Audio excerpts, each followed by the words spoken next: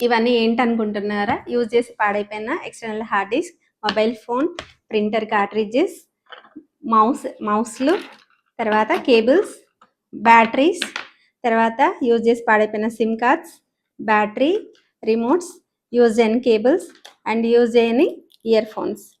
ఇవన్నీ ఒక zip lock బ్యాగ్లో వేసేసి ఇలా తీసి ఇలా డస్ట్బిన్లో వేయాలి. వేస్తా అనుకున్నారా?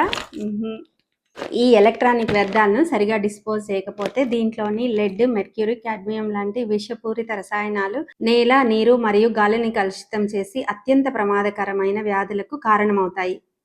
కేంద్ర ప్రభుత్వం ఇప్పుడు RRR కేంద్రాలను ఏర్పాటు చేసి ప్రజలు తమ పాడైపోయిన ఎలక్ట్రానిక్స్ను అక్కడ ఇచ్చేలాగా ప్రోత్సహిస్తుంది.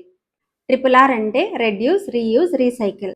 రెడ్యూస్ అంటే మనం కొనే ఎలక్ట్రానిక్ వస్తువులను తగ్గించుకోవాలి. రీయూజ్ అంటే ఏదైనా రిపేర్స్ వస్తే వాటిని మొదటగా రిపేర్ చేయించుకోవడానికి ప్రయత్నించాలి. కాని పక్షంలో రీసైక్లింగ్ అంటే పాడైపోయిన ఎలక్ట్రానిక్స్లోని ప్రమాదకరమైన రసాయనాలను వేరు చేసి దీనిలోని బంగారం, వెండి మరియు కాపర్ లాంటి మెటల్స్ను ఎక్స్ట్రాక్ట్ చేసి రీయూజ్ చేస్తారు. ఈ వేస్ట్ను కొన్ని పెద్ద ఎలక్ట్రానిక్ స్టోర్స్ కలెక్ట్ చేస్తున్నాయి. వాటిని విజిట్ చేయండి.